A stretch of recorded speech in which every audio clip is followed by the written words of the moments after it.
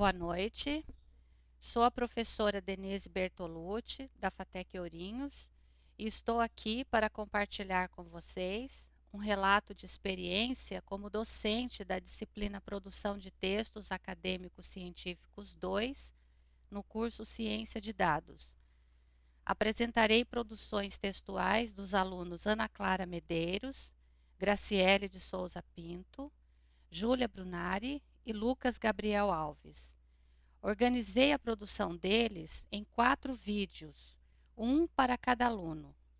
Antes, porém, de contextualizar a realização da aluna Ana Clara, é importante falar um pouco da disciplina. Os objetivos do componente curricular envolvem a compreensão de textos científicos e a elaboração de relatórios acadêmicos científicos. De forma didática, podemos separar as noções textos científicos e textos didáticos para apreendermos os significados. Textos científicos veiculam conhecimentos baseados em demonstrações que garantem sua validade. Pensemos, por exemplo, num trabalho de graduação. E os textos acadêmicos são os gêneros que circulam no dia a dia das instituições de ensino superior, sendo úteis no acompanhamento das várias disciplinas. Daí depreendemos a importância da matéria Produção de Textos Acadêmicos Científicos 2 no curso Ciência de Dados. Em todas as disciplinas, textos são produzidos, sendo requeridos com diferentes propósitos. Por exemplo, projetos, artigos, relatórios, comunicações. A disciplina em foco, portanto, auxilia formalmente as demais do curso. É pertinente dizer ainda que parte do conteúdo programático é voltado para a elaboração do trabalho de conclusão de curso. Por isso, nas aulas, os alunos desenvolvem resumos, resenhas, citações, paráfrases. A citação indireta é uma paráfrase, como sabemos, e conhecem as normas da Associação Brasileira de Normas Técnicas, a ABNT. Até o momento, já elaboraram dissertação baseada em citações de autores conhecidos na área da produção textual. Eu falo de Joaquim Matoso Câmara Júnior e de Luiz Antônio Marcuski. Já elaboraram ainda argumentação justificando a realização de uma pesquisa científica, resumo indicativo e resumo informativo. Para avaliar a produção discente, venho utilizando o recurso Tarefas da plataforma Teams e um e-mail especialmente criado para o envio dos trabalhos. No feedback por e-mail, por exemplo, recursos simples do Microsoft Word, como cores e riscar texto, estão sendo empregados nas devolutivas. Vamos então à produção textual da aluna Ana Clara Medeiros. Trata-se de uma argumentação justificando a realização de uma pesquisa científica, ou seja, apontando sua relevância. Nas instruções, como podem ver e como sempre acontece, os alunos optam por uma das propostas disponibilizadas. Eram 3 possibilidades neste caso: tradução de C.S. Lewis, eficácia de um recurso específico do ambiente virtual de aprendizagem de uma disciplina e estudos envolvendo, por exemplo, o preconceito linguístico. A investigação escolhida por Ana Clara para exercitar-se na escrita da justificativa aborda o escritor irlandês C.S. Lewis. Percebam nas passagens marcadas em azul como ela é feliz na indicação das razões que legitimam a validade da pesquisa.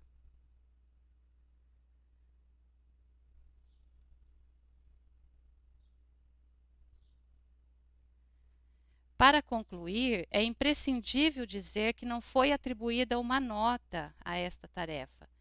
Alguns alunos do curso, como a Ana Clara, entenderam, assim, a importância da adesão às atividades da disciplina independentemente de nota. somada ao feedback fornecido por mim, é um modo seguro de saberem como estão se saindo, no que são exímios, o que está satisfatório e o que precisam melhorar. Agradeço por me acompanharem até aqui e peço, por favor, que continuem comigo na apresentação dos videopôsteres. Neste segundo videopôster de apresentação de textos desenvolvidos por alunos do segundo semestre do curso Ciência de Dados, na disciplina Produção de Textos Acadêmicos Científicos 2, eu, professora Denise Bertolucci, compartilho uma produção de Graciele de Souza Pinto. Acrescento, neste momento, algumas informações sobre a disciplina.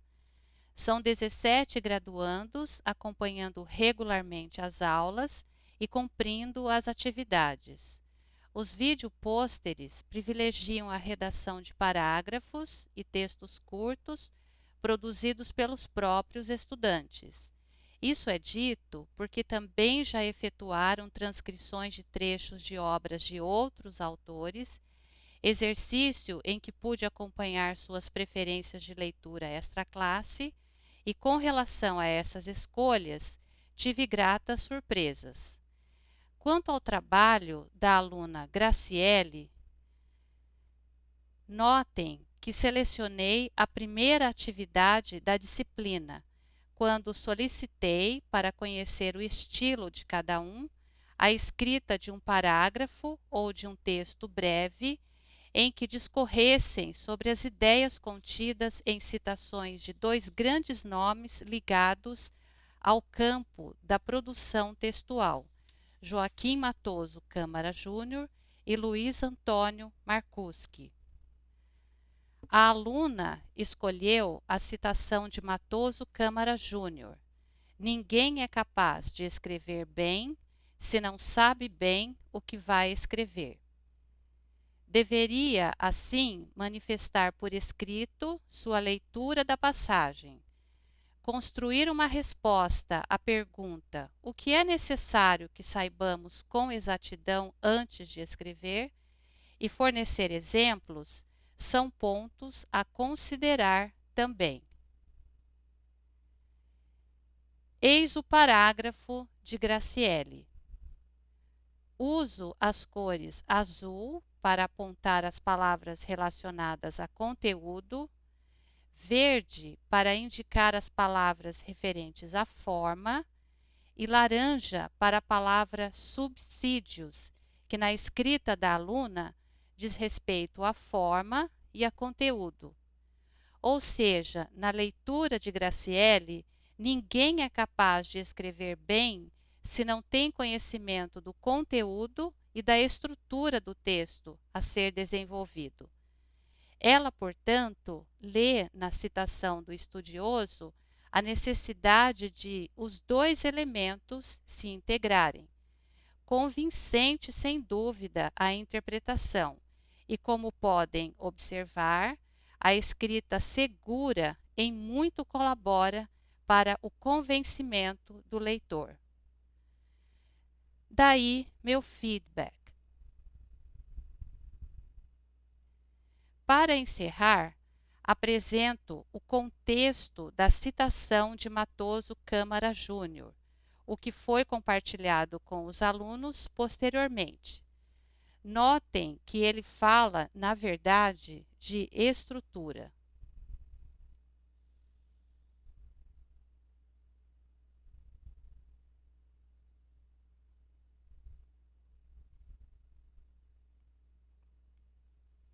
Com seus ensinamentos sobre a habilidade de escrever, encerro este segundo videopôster. Muito obrigada. Neste terceiro videopôster, compartilho uma produção de Júlia Brunari e se trata de um resumo.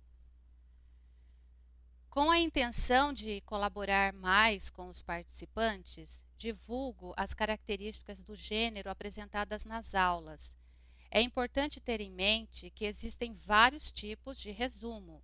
Este que ora abordamos aproxima-se do indicativo ou descritivo, como regulamenta a ABNT.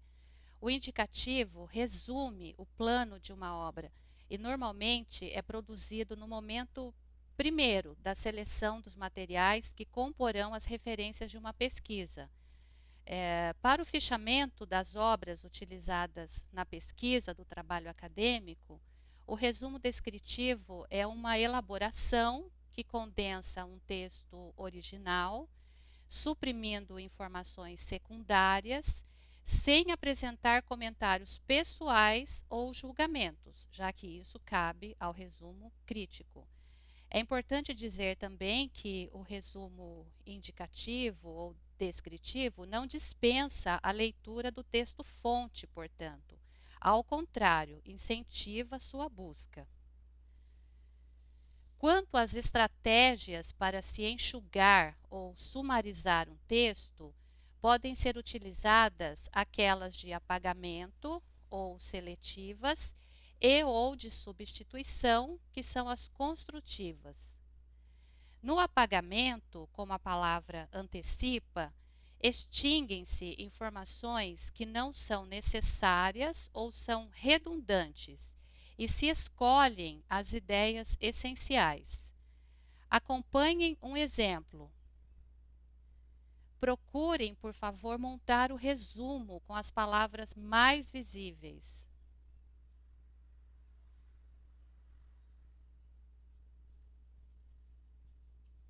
Na substituição, há a elaboração de novas frases diferentes, claro, daquelas do texto original.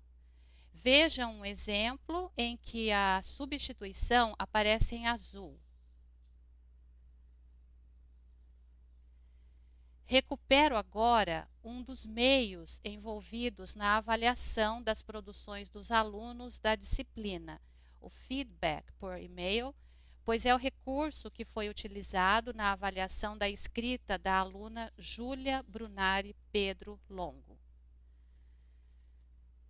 Como veem, os graduandos deveriam escolher uma entre várias propostas, na verdade eram 4, propostas de redação do resumo, e o trabalho deveria ser enviado para o e-mail, especialmente criado para esse fim, conforme já apontado. Esta é a proposta escolhida pela Júlia.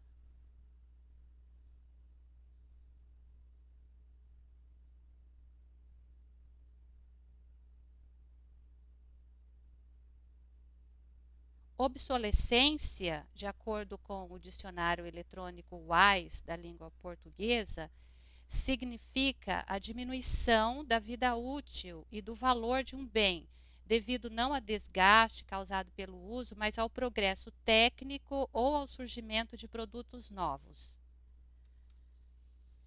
E aqui está a produção da aluna.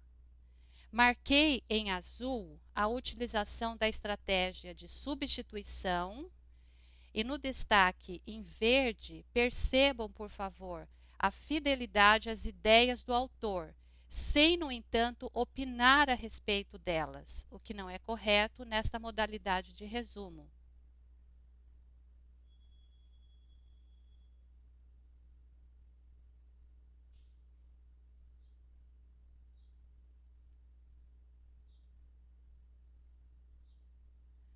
Posso dizer, sem sombra de dúvida, que estamos visualizando a escrita de outra produtora madura de textos da disciplina. Sou grata por acompanhá-la e também seus colegas no curso Ciência de Dados. Abraços. Chegamos ao final desta série de vídeo pôsteres com a contextualização de uma atividade desenvolvida por Lucas Gabriel Alves, a seleção de palavras-chave num resumo informativo. Para que os participantes possam compreender do que se trata, é indispensável falarmos um pouco dessa modalidade de resumo, o informativo.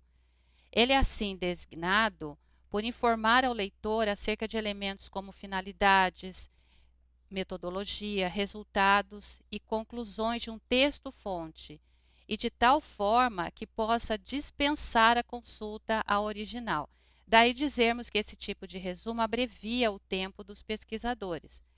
Ele propaga mais dados, portanto, do que o resumo indicativo. É também chamado de resumo analítico e aparece no início de artigos científicos, dissertações, teses, monografias, que é o trabalho de conclusão de curso, o trabalho de graduação. Nesse tipo de resumo também não são feitos comentários pessoais, muito menos juízos de valor. Pensando na elaboração, quanto ao conteúdo, devem aparecer no resumo informativo elementos como objeto, que é o assunto, tema da pesquisa, objetivo, problema, justificativa, quadro de referência teórica, métodos e técnicas utilizados, resultados e conclusões. Quanto à apresentação, ou seja, como as informações se organizam na página em que um resumo informativo ocorre, ele é precedido da referência do texto, em seguida a referência coloca-se o resumo propriamente dito e se recomenda o uso de um único parágrafo, em que a primeira frase explica o assunto do texto, que, como já falamos, é o objeto, o tema desse livro ou da pesquisa. Em seguida, deve-se especificar se é memória, se é estudo de caso, análise de situação, tese de uma pesquisa científica, ensaio, etc., isto é, a natureza do texto citado. Depois do resumo são postas as palavras-chave ou palavras-chave, porque esse plural também é correto.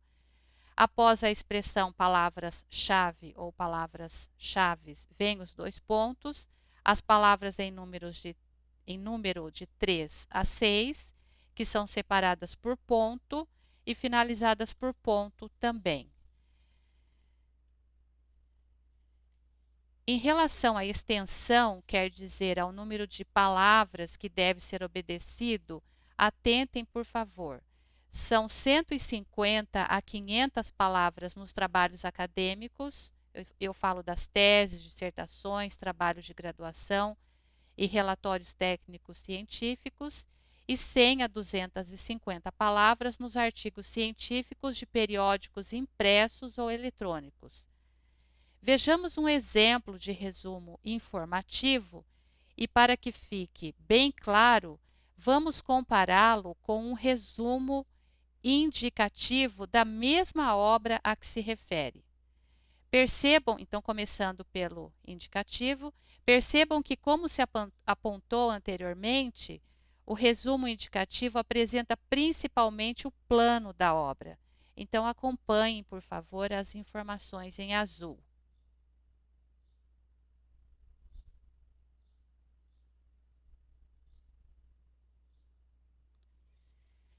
Já no resumo informativo, como podem ver, as informações são suficientes para que o leitor conheça o essencial do texto citado, ou seja, do texto-fonte.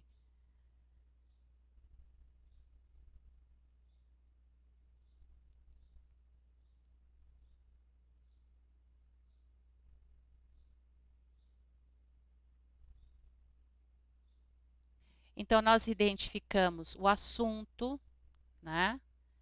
Identificamos a natureza, ou seja, é uma tese de doutoramento, a natureza desse texto a que se refere o resumo, objetivo, hipótese inicial, problemas,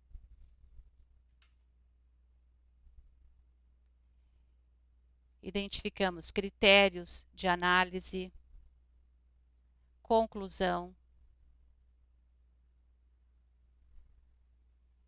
e recomendação.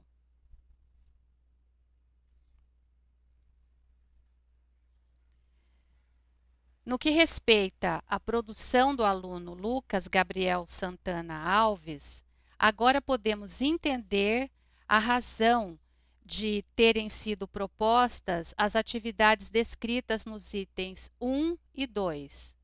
Os graduandos, mais uma vez, poderiam escolher uma delas, porém o Lucas desenvolveu as duas. Em função das restrições impostas por esse formato de apresentação de trabalho, compartilho a realização da primeira proposta. Está em azul a seleção das palavras-chave do resumo de Maria Teresa Fraga Rocco. Ele se saiu muito bem na tarefa, porque sua seleção compreende palavras em número tal como orientado. No caso, 6, a orientação é do João Bosco Medeiros, que é o autor da obra Redação Científica, a mais utilizada na disciplina, e são retiradas do próprio texto, levando em conta áreas de estudo reconhecidamente existentes. Vejam que eu forneço aqui sugestões de palavras-chave retiradas do próprio texto da Maria Teresa Fraga Rocco e também inspiradas por ele, inspiradas pelo texto. Muito bem. Ao término desta apresentação dos videopôsteres, eu gostaria de agradecer ao professor Sidney, coordenador do curso Ciência de Dados, pela confiança em meu trabalho, à professora Lia, diretora da FATEC Ourinhos, pelo apoio, aos alunos do segundo semestre do curso e principalmente aos que aceitaram compartilhar suas produções. Eu falo da Ana Clara, da Graciele, da Júlia e do Lucas. Mais uma vez, minha gratidão a vocês. Obrigada a todos pela atenção e até uma próxima vez. Abraço.